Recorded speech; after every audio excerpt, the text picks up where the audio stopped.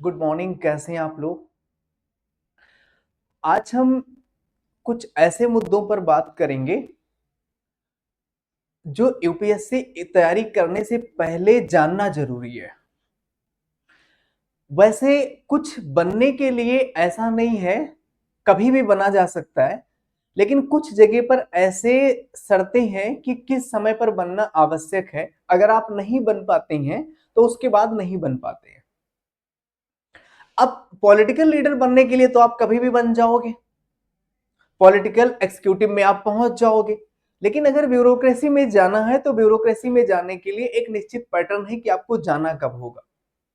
ना 21 साल से पहले जा पाओगे, और ना आप अगर जनरल कैंडिडेट है तो 32 के बाद भी नहीं जा पाओगे, ओबीसी है तो 35 के बाद नहीं जा पाएगा। तो कुछ ऐसे मानक हैं। प्रॉब्लम ये होती है कि यूपीएससी की जो तैयारी है वो कब स्टार्ट किया जाए, ये सबसे बड़ी चुनौती होती है। और आमतौर से उन बच्चों के लिए चुनौती होती है जो 12th पास आउट होकर के आ रहे होते हैं, ये उनके लिए ज्यादा चुनौती होती है।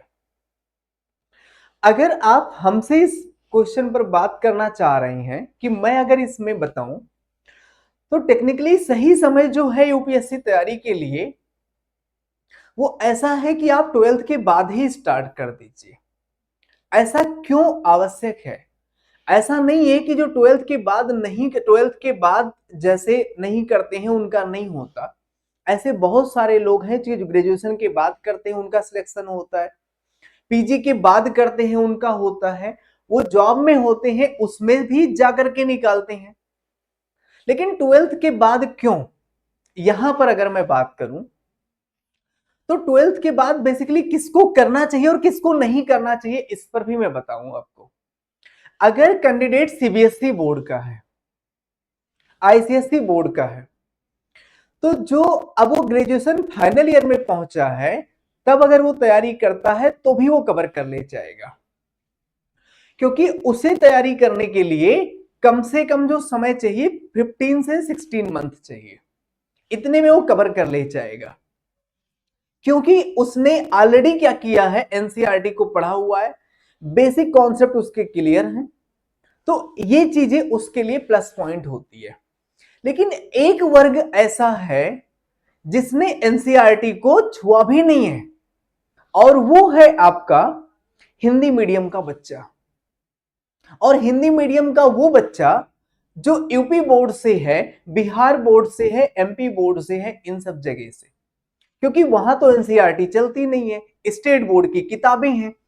तो जब स्टेट बोर्ड की किताबें हैं तो उसके सामने ये चुनौती होगी कि अगर उसने क्या किया, 12th पास आउट किया, 12th पास आउट करने के बाद में ग्रेजुएशन किया, और जब वो उसके बाद तैयारी प्रारंभ करता है तो उसे कम से कम 1 ईयर लग जाते हैं पूरे बेसिक कॉन्सेप्ट क्लियर करने में। हम लोग जब फाउंडेशन क्लास में पहले दिन ओरिएंटेशन लेते हैं तो उसमें देखने को मिलता है कि बच्चे को रिपब्लिक का मतलब नहीं पता होता, इंडिपेंडेंस का मतलब नहीं पता होता, बच्चे को यही नहीं पता होता है कि इंडिया स्टेट है कि कंट्री है या नेशन है। तो ये सारी चुनौतियां उन बच्चों के साथ में आती हैं क्योंकि वो एनसीईआरटी की किताबें नहीं पढ़े होते हैं। तो जो अगर खास करके जो यूपी बोर्ड का बच्चा है, बिहार बोर्ड का बच्चा है, हिंदी भाषी क्षेत्र से है, तो उसके लिए जो सही समय है तैयारी करने का कि उसने 12th पास आउट किया, और 12th पास आउट करने के बाद में अगर वो यूपीएससी की तैयारी शुरू करता है तो उसे 1 ईयर लग जाएंगे, कम से कम 9 से 10 महीने एनसीईआरटी का बेसिक समझने में, और ऑलमोस्ट 16 मंथ लग जाएंगे पूरा यूपीएससी का स्टैंडर्ड सब्जेक्ट कंप्लीट करने में। तो ऑलमोस्ट 24 से 25 मंथ में वो तैयार हो पाएगा अच्छे से। इसलिए अगर जैसे ये बात करते हैं तो बेसिकली सबसे ज्यादा जो आवश्यक होता है कि 12th के बाद तैयारी यूपीएससी की कौन करे, तो ये आवश्यक हो जाता है हिंदी भाषी छात्रों के लिए। क्योंकि उनका जो बेसिक पार्ट है और एनसीईआरटी का पार्ट है ये अछूता होता है। तो इन्हीं सब चीजों को ध्यान में रखते हुए कि ऐसे बच्चे जिन्होंने 12th अपना कर लिया और 12th के बाद में यूपीएससी की तैयारी करना चाहते हैं, अब यहां प्रॉब्लम जो आती है कि बच्चा 12th के बाद तैयारी करने तो आया था, लेकिन वो ग्रेजुएशन कहां से कर रहा है? अपने होम स्टेट से कर रहा है,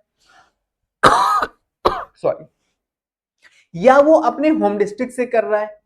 अब प्रॉब्लम ये हो जाती है कि परीक्षा फॉर्म भरने जाना है, कॉलेज में कोई काम हुआ वहां पे जाना है, तो इन सब में क्या हो जाता है कि इतना मूवमेंट उसका होता है कि वो फाउंडेशन कोर्स कर तो रहा होता है, लेकिन इतने ज्यादा डिस्टरबेंस होते हैं कि उसका फाउंडेशन ही मजबूत नहीं हो पाता। और जब वो फाउंडेशन मजबूत नहीं हो पाता तो वो प्रीलिम्स एग्जाम में बैठेगा तो उसका प्री ही क्वालिफाई नहीं हो पाता। अगर प्री एग्जाम क्वालिफाई नहीं हो रहा है इसका मतलब क्या है कि फाउंडेशन पुअर है, और अगर मेंस एग्जाम नहीं हो रहा है इसका मतलब नॉलेज अच्छा नहीं है। दोनों में अंतर है।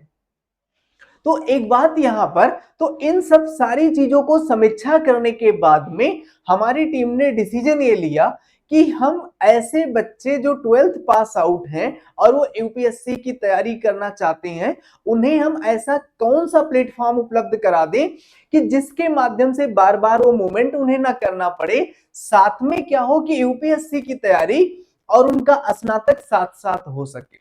इन सब चीजों को ध्यान में रखते हुए हमारी संस्थान सीएसएमपी आईएएस ने ऐसे बच्चों के लिए एक 3 इयर्स इंटीग्रेटेड प्रोग्राम लॉन्च किया है, जिस कोर्स का नाम है बीए टू ब्यूरोक्रेसी। इस कोर्स में हम बच्चों को उनके यूपीएससी की तैयारी के साथ साथ में उन्हें हम स्नातक करवाते हैं और स्नातक की डिग्री उन्हें उपलब्ध करवाई जाती है। इसमें उन्हें पूरे पाठ्यक्रम को ऐसे कोचिंग में तैयार करवाया जाता है कि जो उनका बीए का सिलेबस है वो सिलेबस भी कंप्लीटली तैयार होता है, और जो उन्हें बार बार अपने होम डिस्ट्रिक्ट मूवमेंट करना पड़ता है उससे वो बच जाते हैं, तो वो फोकस करके यूपीएससी की तैयारी करते हैं। इस प्रोग्राम की जो विशेषता हमारी है कि ये प्रोग्राम हमारा जो टोटली क्या है, ये ऑफलाइन मोड में है। इस प्रोग्राम को हमारी टीम के द्वारा ऑनलाइन उपलब्ध नहीं कराया जाता, क्योंकि अगर इसे हम ऑनलाइन उपलब्ध तो करवाएंगे लेकिन उपलब्ध कराने के साथ में हमें रिजल्ट से कंप्रोमाइज करना पड़ेगा।